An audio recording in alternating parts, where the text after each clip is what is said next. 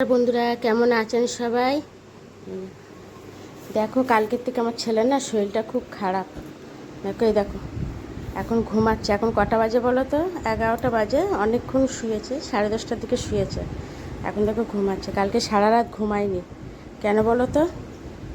প্রচণ্ড কাশি, সর্দি, তার মানে কানে মনে হয় যন্ত্রণা করছিল না কি জানি না, কানে যন্ত্রণা করছে কি কানে যন্ত্রণা করছিল। তারপরে একবার বলছে পেটে ব্যথা করছে। এই হচ্ছে, কালকে সারা রাত ঘুমায়নি, ওই জন্য তাড়াতাড়ি আজকে ঘুমিয়ে পড়েছে। দেখো ওকে ঘুম পাড়ি দিয়ে তারপরে আমি গেছি রান্না করতে, নাহলে রান্না করতেই পারছিলাম না। আজকে রোদ্দুর উঠেছে প্রচণ্ড, দেখো বাইরে, আর তেমন গরমও ছেড়েছে কি। কদিন বৃষ্টি হয়েছিল, বেশ ঠান্ডা ঠান্ডা ছিল, আবার রোদ্দুর দিয়েছে, আবার গরম দিয়েছে। না চলো রান্নাটা করে নিই তাড়াতাড়ি করে। বেশি কিছু রান্না করবো না আজকে, শুধু একটু মাংস নিয়ে এসছে, চিকেন নিয়ে এসছে, চিকেনটা করবো আর ভাত করবো, আর কিছু করবো না। ও ঘুম থেকে উঠলে ওকে আবার স্নান করাবো।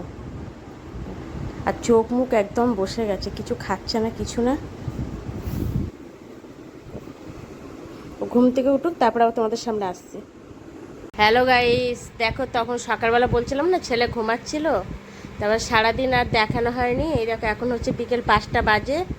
এই যে দেখো ছেলে শরীরটা ভাল লাগছে না, চুপচাপ শুয়ে আছে। দুপুরে সারা দুপুর কিচ্ছু খায়নি, সেই সকালবেলা একটু খেয়েছে, যতবার খাওয়াতে যাচ্ছে কিচ্ছু খেতে চাইছে না। আর এই দেখো চুপচাপ শুয়ে পড়ে আছে। এই যে ঠিক আছে,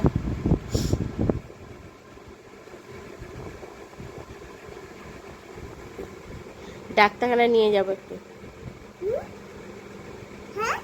তোমার কি হয়েছে?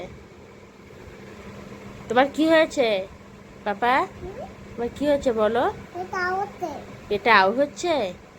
তাই? আর কি হচ্ছে? কোনখানে আউ হচ্ছে দেখাও একটু আমাকে।